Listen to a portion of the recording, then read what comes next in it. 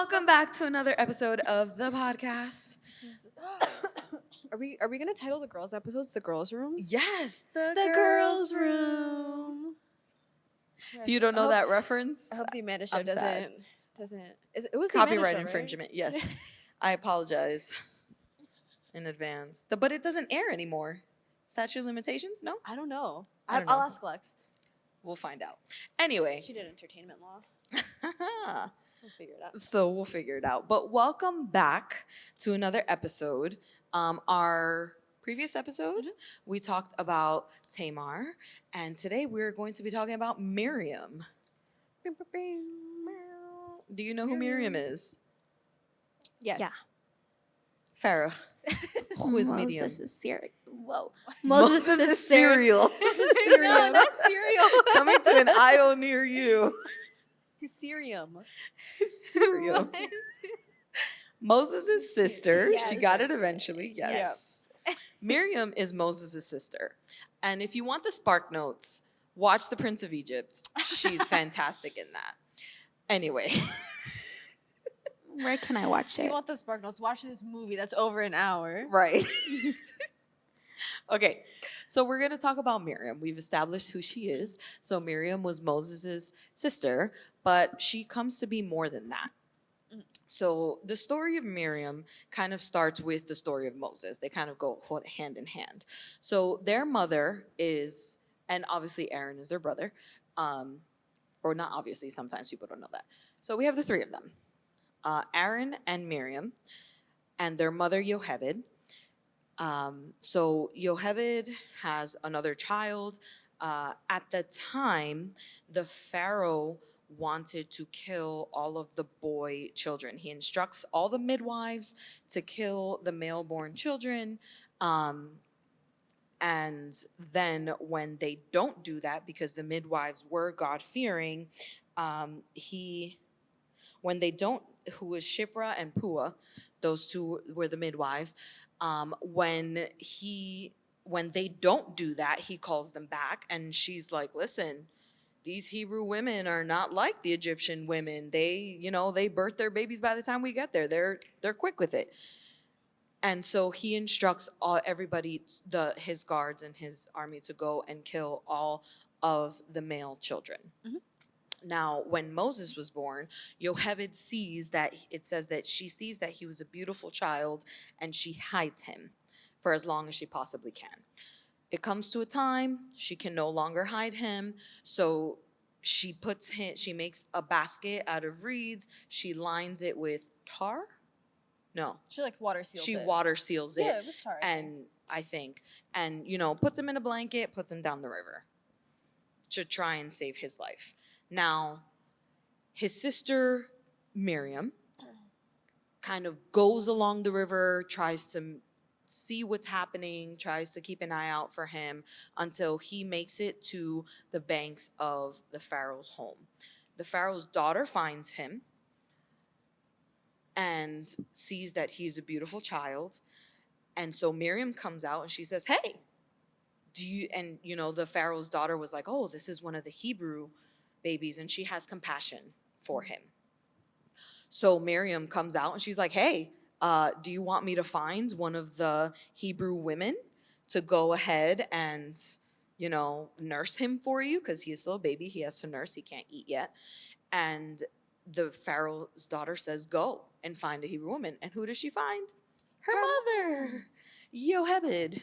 So Miriam goes, finds Yocheved. Yocheved takes him back, nurses him until he's older, and then sends him off to the Pharaoh's daughter. Now, in this introduction of Miriam, because Miriam, grows to be a prophetess, and she helps lead the people out of Egypt with song. Her song is recorded in the Bible. It's a beautiful puzzle. I like to look at it as a puzzle. Okay. So we started the story with Miriam. Then we have Pua and Shiphrah, who were Shiphrah. Thank you. Sorry, I mispronounced names. I apologize to everybody I've ever encountered. Um, so Shipra and Pua are the midwives. Miriam is the sister, and looking at Miriam. I look at like she's definitely an older sister.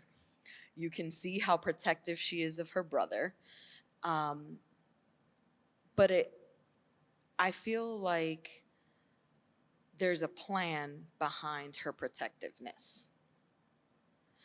Um, and that protectiveness helps kind of that partnership, if you will, between the midwives working together and Miriam working together with her mother to then help raise him.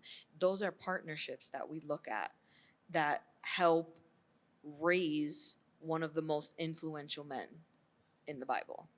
I think, especially in that time period, but it still happens now, but I think a lot of times men underestimate like the power that women have. Oh, yeah. Or like the strength of girlhood. Yes. Because first of all, he sent his men to kill all the boys to like rid competition. But who is raising these boys? Exactly. Right? Who is giving them the strength and the teachings that they need to be brought up correctly to counteract you, right? First of all. Second of all, these midwives, why would you think that they would go against the women that they've built this bond with to birth these children? Exactly. Because that's such like an intimate moment Yes. between like the mother that's giving birth and the midwives. Yes. To then like your life is literally in their hands. Literally. So for you to think that their loyalty will be to you as opposed to the women just because you're the pharaoh is crazy to me. And it also shows me how men just be so entitled. Yes. Entitled and Righteous. and here's and it shows how much they don't know. Because like you said, it's a very intimate moment. Yeah. Giving birth is not fun. I would never classify it as that. Right. But you don't know. I will say that I did not know the strength I had until I had my children. I feel like a lot of women say that. And I say that because until it's one of those things where you can try and prepare, it's like a test where you try and prepare for it, but everybody has a different test with different answers. So even if I talk to you about your experience with your test, my test is completely different. And what I love about this is that I see, number one, the mother's love, Yocheve's love for her child, for her children. I see Miriam's love for her brother, which I think is a beautiful thing. And her boldness, because not just anybody could go up to the Pharaoh's daughter. Absolutely not. At that time, especially not a Hebrew. They were in slavery because they had grown so great that the Pharaoh was he didn't know anything about Joseph. He didn't know anything about how many great things he did for Egypt and all of that. He just saw his descendants and said, these people are way too much. And they put them in slavery. And the Egyptians grew tired of them. And they kept trying to, bring them down, and it didn't work. They just kept multiplying. But what I love about Miriam in this situation, the first thing is her boldness. And I feel like sometimes if we were that bold,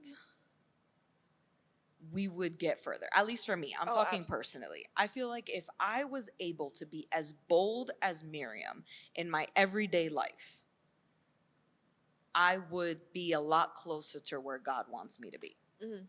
I think part of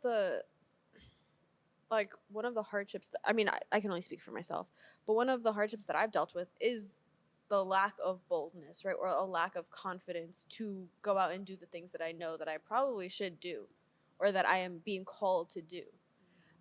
But yeah, like even as a child, for her to be that strong and confident to go up to this powerful woman as she's just out and be like, hey, I could never, like now, even as an adult, I don't think I could do that. Oh, And it's one of those things that I feel like it's taught, at least for me, it was taught out of me. yeah. Because I remember being in kindergarten, side story. I remember being in kindergarten, going up to my gym teacher and being like, "Have you ever seen Despicable Me? The second one?" I think so. When they first meet Lucy, the agent that's working with Gru, and the first thing she says is, "Are you single?" I went up to my kindergarten gym teacher and I was like, "Are you single? My mommy's single. Maybe you should get married." Oh my. And that was as a child. So now as an adult, I would never. I feel like that's a different kind of boldness. No, I know. But I'm saying, like, I got in serious trouble for that. Yeah. And that boldness that I had was Mhm. slowly taught out of me. I was Yeah. slowly taught that, like, we're not, like, no. Like, we don't ask questions like that. Like, we don't do this. We don't do that. We're proper. We don't speak too loudly. Nobody wants, the exact words were, "Nobody needs to know you're Dominican before they ask." I was like, ooh, snap. It's crazy. But along with the boldness, we have to realize that Miriam herself was also a young child. She was young. So she still had that boldness in her. Yeah. So the other thing that I look at, I'm like, her boldness comes out through her life, Yeah. I feel. Because she leads the people out of Egypt singing with tambourines. That's not the word they use. I thought you were saying Tamar again. No. I was like, No. I'm looking for the exact word because following her with tambourines and dancing, Miriam sang to them.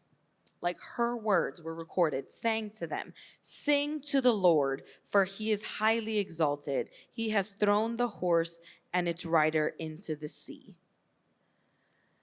And I feel like that, if she didn't carry the boldness that she had from those years, I feel like that moment would not have happened.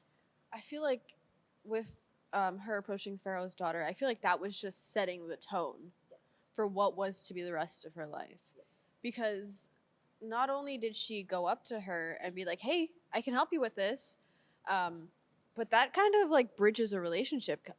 Because like even when Moses comes back, you see that Miriam and the Pharaoh's daughter at that point is the Pharaoh's sister, because lineage. But at that point, she's like, "You know what? You're right." And so the two of them kind of, because the Pharaoh's daughter then also ends up following Moses as well. Yes. So it really sets the tone. It really sets the tone. And I feel like when we look at the partnerships too in these stories between the midwives, between Miriam and the Pharaoh's daughter, like, I feel like it's such a beautiful, what's the word I'm looking for? It's just such a beautiful thing to see. And I think it paints such a very different image from last week when we were talking about Tamar as well. Because like we mentioned there, we don't know if she had anyone, if she had any friends or just anyone to be with. Whereas here you see all of these different groups that are working together with each other, and that kind of start a revolution in one kind of way. And one of the beautiful things is that she doesn't lose That spark. Yeah, exactly. She doesn't lose that spark. Like I said, like, she's mentioned in the Bible, she's a prophetess in the Bible. She goes on to do many amazing things, and so does Aaron, and so does Moses, obviously. They're Who's big that? heroes in the Bible. What is the hashtag men in women's fields? Women in male-dominated fields. Yes. That just made me think of that. That's funny. But no, like, I feel like with Miriam, the other thing is her love. Mm-hmm. And I feel like her love is what gives her that spark. The love for her brother, the love for her mother, like Mhm. that sometimes emboldens us. Is that a word? Yeah. Emboldens? Okay. Emboldens us to do things that we wouldn't have otherwise Mhm. in a good way. Because I know for me, there are certain things that I do now in like fighting for my children, for example, that I wouldn't have done. Like Shy Raimi would never have done that. Mhm. And I feel I like I'm a pretty big pushover, but like you touch one of my kids and I'm like, who? I think that's like a lot of times you would do for them what you wouldn't do for yourself. Yes. And I think it takes having that person or that group or that situation that comes into play where it's like, all right, now I can like feel empowered or emboldened to go in and do these things. Selflessness. Selflessness. Selflessness. Thank you for using your microphone, Farah. And that selfless love, I think, is a beautiful, to me, I feel like it's a beautiful reminder of God's love for us. Mm. Because God's love is the only love that is truly selfless. He sent his son to die for us. Mm. And when we see like those snippets of love throughout the Bible, because God has a plan for everything, even in something as simple as a little girl going up to the Pharaoh's daughter and Yeah. saying, hey, I know somebody who can nurse that baby. Like those little snippets of love to me Yeah. are something that are great. I think they really help in painting that bigger picture because a lot of times you wouldn't think that that's anything significant, right? It's just a kid going up to someone. But I think knowing the events that it led up to and knowing who she became years down the line from that, it makes sense. Yes. It's those little moments. It's like for example, what something that I feel like kind of gave me a glimpse into like the boy's future. Connor loves figuring things out. He likes to like play doctor, for example, and he'll be like, does this hurt? Does this hurt? Does this hurt? Does this hurt? And that's something that he enjoys doing. He enjoys helping. He enjoys, so I can see him in the Connor future. is her younger son. Connor's my younger son. Yes, he is 3. He's going to be 4. And as opposed to Christian is very like mathematical. He likes figuring things out, but quietly. So like you give him blocks and he looks at them for a while and he'll put one here and take one out and put one here and take one out. And then I'll turn around, go do dishes and come back and he's built like a whole castle. And I'm like, I left you for 2 minutes. What? But it's those little things that, like you said, it gives you a glimpse into what for me, it gives me a glimpse into what the future would be. And like people laughed at me because in their like school pictures, like their first day of school pictures, I put like for Connor, I want to be a doctor, and for Christian, I put I want to be an engineer. And somebody was like, oh, those are some lofty dreams. And I was like, first of all, I'm speaking life into my children. Second of all, I am looking at what they're doing now that can go ahead and go into their future. Because Miriam's outspokenness, if you will, somebody who's very shy and timid is not going to lead a group of people out and sing and proclaim to God and all of these things. So like you said, like those small characteristics that we saw in her from when she was young go into her future. And I think that that's something that we should look at, like even Absolutely. today, like looking, if you can see little glimpses into even your future because you feel God pushing you in certain directions, that's something that you need to pay attention to because you don't know what God is going to do for his glory. I think also taking a look retrospectively, right? Because a lot of times you're like, I don't think I can do these things, and then years down the line you look back and you're like, well, actually, I did this and that helped me in this way, right? Or I had these traits that I had, but I needed to develop them in this way, and now I can do this, this, and this. And I think, like, even with Miriam, like that boldness, it was a trait that was instilled in her that helped her to go this way. And now she was the first, I believe, I know she's the first female prophetess, the first Yes. prophetess, but she's also the first woman to have like a song to the Lord in the Bible, Yep. which is crazy. And I know that not I know, but I feel like she wasn't doing it to like, For the fame. maybe I'll go Yeah. viral and people will know who I am. Yeah. Like, it's definitely something that stems from her love of God, from her faith, from Mhm. her just love overall. It's her boldness, it's her love that really, really stood out to me when I was looking at her story and her life, because you can see the love she has for God. You could see the love she had for her brother, because I mean, I'm an only child. I don't know. But like, I feel like if I had a younger sibling and I was told I had to look out for them, it would be like, oh my gosh, why? It would be a burden. Mhm. But you see this young girl, looking out for her brother and loving her brother and loving her family and loving God, and just like, that's really like, her boldness and her love really stood out to me. Mhm. And I really love that about Miriam. Plus the milestones, like you said. And it just, I don't know, her story kind of like really warmed my heart. I mean, at the very beginning of the episode, you said that you saw her story kind of like in a puzzle. Yes. And as we were talking about it, I could kind of see that like vision that you're, because like, like they say like, kids have some of the strongest faith, like have that childlike faith. Mhm. And, it all started with, her wanting to protect her younger sibling, her brother, who she loved so much. And I have two siblings, and I would do anything for my siblings, like more than I would do for myself. I would do it for them. So I definitely like see where she came from. And like, I like to say that, shout out to Pharaoh's sister for like, this child is coming over here and she's like asking you something very like boldly in faith, and she Like, didn't turn- take her yeah. spark out, Mhm. She or didn't what's dismiss her. yeah. So like, that little act that of something, led her to like keep in that boldness throughout her life. And I think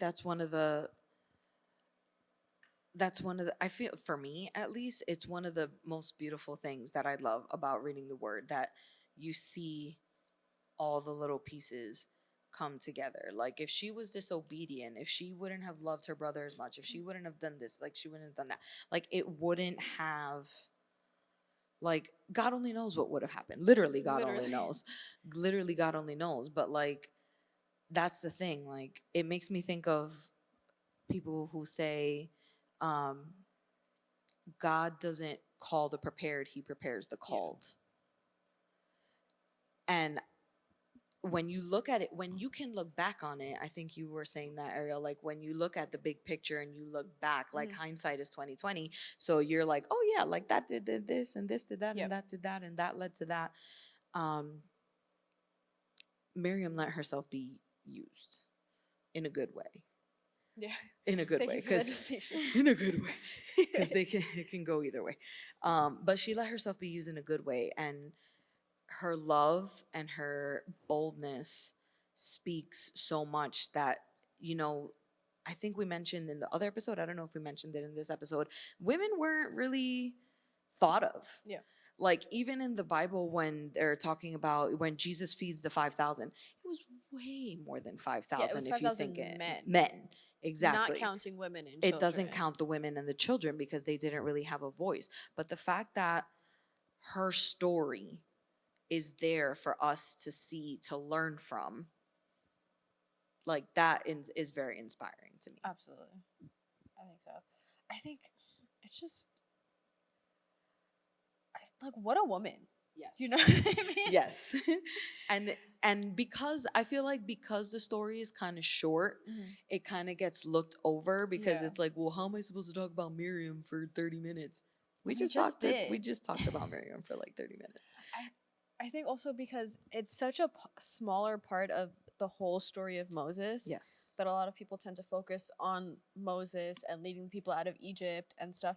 But also, like, he couldn't have done that on his own. Yes. Like, not just him and God. I'm like, obviously, God can do whatever he wants. Right. But God has also placed certain people in certain places to help carry Moses through them. And that's the thing. Like, God places people in our life to help us. Like, Moses was, oh gosh, I can only think of the word in Spanish. Say it. Maybe I know. Tartamudo. Absolutely not. He stuttered. Ah, He had a stutter. Okay. Wow, that took a full minute of translating in my brain. It's like that episode of SpongeBob when his brain and everybody's like running around. That was bad. Okay. So Moses had a stutter. yes. So Aaron spoke for him. And Aaron spoke for him as an adult. Mhm. But I feel like Miriam was able to speak for him as a child. And I think that she was able to stand up for him and kind of Push. Or like guide. guide him in the right direction, because she guided him back to his mother, who was able to bring him up in the ways of the Lord and all of these beautiful things. And for me as a mom, studying this made me think about the influence that we have as women and as mothers and as sisters and as friends, because all of these relationships that we are in, and I mean relationships in general, with our parents, with our friends, with our coworkers, with our nieces, our nephews, our godkids, our everything, we don't realize the influence that we can have. We don't realize the impact that we will have in somebody's future. Mhm. And for me, I feel like that was a really big, like, kind of like shot to the heart. Like, oof, like, I don't realize the influence that I have over my kids until something happens. That just reminded me. So I always like cross my legs when I sit, just habit, right? But one of my cousins, her daughter, has like always crosses her legs now, and so her mom was talking to her, and she was like, "Why do you sit like that?" She's like, "Oh, because I see Ariel sit like that all the time." And like this is when she was little, and she was like, "Oh, I see Ariel sit like that all the time, so that's why I like it. So I do it." And I was like, "You just be watching me that closely?" Yes. My Sheila. And But that's it's like that just like reminded me like you need to pay attention to the little Yes. things that you're not even paying attention to because someone is. someone is paying attention to what you're doing.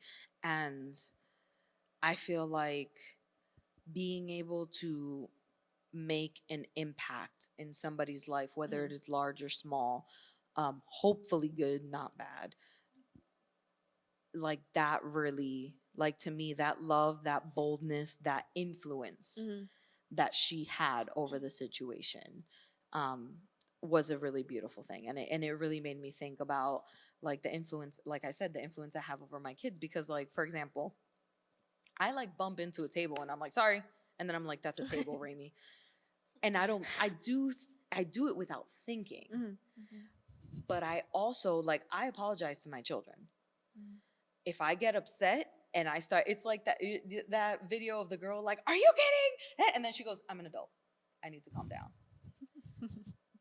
I've had moments like that with my kids. And I'm like, Mommy, sorry. She should not have yelled, or should not have done this or whatever. I don't know the influence that has on my kids until I see them do certain things. So like, he proved me wrong the other day, which was very interesting, to be proven wrong by a 4-year-old. And it was something simple. It was like, oh, can you get me the iPad? It's in the kitchen. And he goes, actually, Mommy, no, it's on the table. It's in the dining room. I'm sorry. And I was like, oh my goodness. Me constantly saying sorry to tables and inanimate objects and everybody in my life is rubbing off on my child. So I had to be like, baby, you don't have to be sorry. You are correct. Like, you are correct. You don't have to say sorry to Mommy. Thank you. I appreciate it, but you don't have to say sorry to Mommy. And he goes, oh, okay. And he runs along, he does his thing. But I'm like, wow. Like that influence, whether good or bad, Mm-hmm. is going to be there. Like you said with your little cousin crossing her legs, like that's, and you don't realize it Yeah. until you're like, oh my gosh. So just the influence that Miriam had in Moses' story, I think is the other thing. Like those were my three things, like my three big takeaways: her boldness, her love, and her influence in his story. I feel like those are three very important or solid traits to have, but it's very easy to have them and go awry. Yes. And I think the difference with her was her faith kept her on that right path, and her relationship with God kept her like trudging onwards and upwards, Yes. and to get her to where she was at the end of the day. I love it. Gotta love it. Gotta love Miriam. What a woman. What a Again. woman. All right.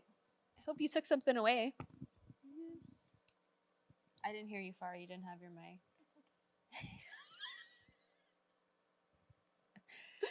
All right. See ya. Till next time.